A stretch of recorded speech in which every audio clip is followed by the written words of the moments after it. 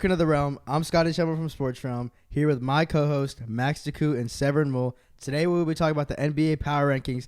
We're only doing top 5 teams. We came to a consensus on them, so let's start with number 5, Severin. Number 5, there's a lot of teams to put at number 5. Denver comes to mind, Toronto Raptors, 2 teams balling out in the regular season. They did so last year, but I don't really see them having enough players to kind of put it in the playoffs, as the Raptors don't have Kawhi Leonard and Denver doesn't really have that go-to guy because Jokic can get double teamed in the clutch.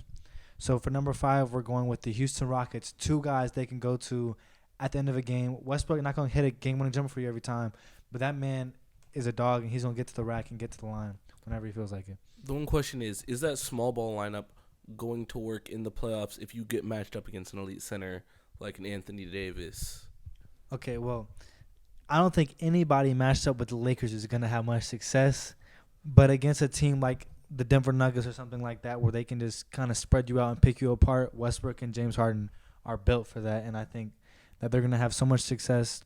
As you saw with Chris Paul and James Harden back in the series against Golden State where they just kind of played iso ball, they're going to take that to a new level with this iso ball, whereas they have 5 shooters rather than Clint Capella clogging the lane. So they're literally – iso ball is literally meant for this system with those 2 players. It's going to be a deadly combination. But I feel like I agree with you. I just feel like the big men for the Lakers, they're just too dominant. JaVale McGee. Yes. That's the Lakers. Yeah, no other team can even compare with that. And they didn't even need Boogie. So, all right, let's move on. Number 4, I think we're going to have to go with the Boston Celtics. Boston Celtics just one of the deepest teams in the league right now. You got so many guys on that team. They can go out and drop 20 on any given night.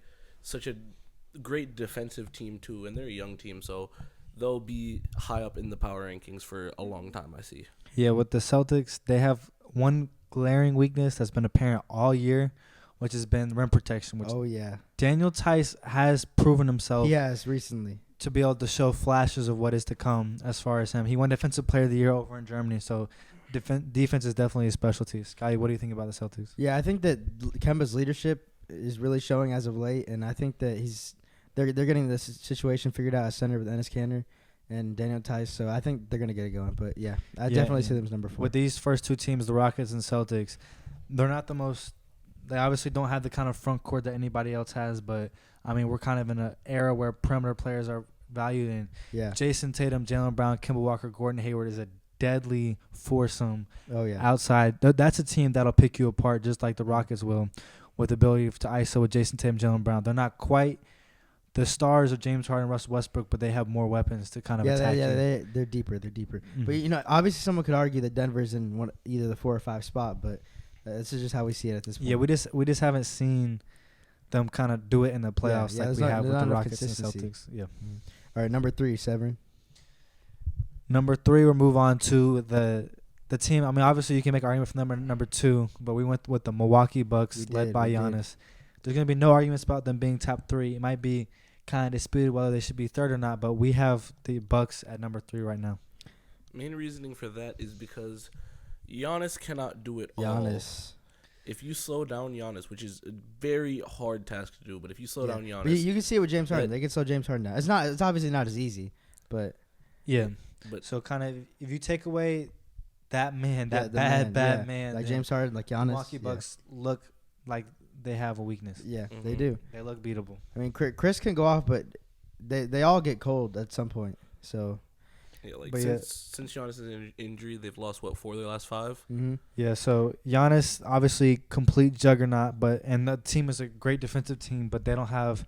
Once you take away Giannis, it's kind of their offense goes downhill. Yeah, and then if we look at it, if you look at the Lakers or the Clippers, they both have people that can guard Giannis. They got Anthony Davis, Kawhi. They can guard him, but the thing is, he'll be double too. And the first person's a great defender, so it's going to be tough on Giannis. Yeah, with the Clippers, you have Kawhi. We obviously know what he can do. We do. What kind of a player he is. And they also have Paul George to switch out if they kind of want to give Kawhi a rest down the stretch. Yeah. And then the Lakers, they just have too many big bodies. Oh, yeah. They don't have someone that's going to lock up. LeBron can't lock up Giannis for a whole game. But they got Anthony Davis, JaVale McGee, Dwight Howard, and then someone like Danny Green or LeBron on the perimeter to just kind of wreak havoc. And it's going to wear you down. Giannis driving every time to a big Dwight, a big JaVale, a big AD. It's gonna hurt. It's deadly. So number 2? Number 2, we got Max's boys. We got the Los Angeles Clippers. As they've shown, they've been on a tear recently. Trez went crazy last night on Golden State. Yep. They've only had one loss with a fully healthy roster, when that was to the Lakers this past weekend. Mm-hmm. They've just been balling out. Even with the roster changes, hasn't seemed to have been a massive slowdown with the additions of Marcus Morris, my bad. Yeah. I feel like as of late, like Doc's really got them going. Like they got good chemistry and things are looking better right now. There were question marks at the beginning of the year because Kawhi and Paul George were resting so much. They were really struggling to find consistency and be able to win games on a regular basis. But since now that they've both been in the lineup more recently, Paul George had his struggles, but the team is not, as they moved all the way up to second in the Western Conference after falling early in the season. And then also, if you look at it, the fact that they have Kawhi Leonard and Paul George, two guys that can get a bucket, two mid-range maestros, and obviously the ability to stretch the floor out to the three-point line. You just have to look at that. And then the fact that when those two players are off, whereas the Lakers can't afford to have LeBron 80 off the court, the Clippers can afford to rest both of them. Their with bench Lou is Will and so Trez nice. leading the scoring off the bench and kind of still be able to keep afloat without their stars. So let's move to the number 1 team. But all these top 3 are all debatable. But number 1, we have the Los Angeles Lakers. Yeah, I can understand the Clippers and Bucks being debatable, but after this weekend and seeing what LeBron James, Anthony Davis have been able to do on the court, it's pretty clear. I thought the Lakers have been the best team in basketball all year, and they're showing it as of late. Well, I mean, just the big men is just not fair. We got JaVale, Dwight Howard.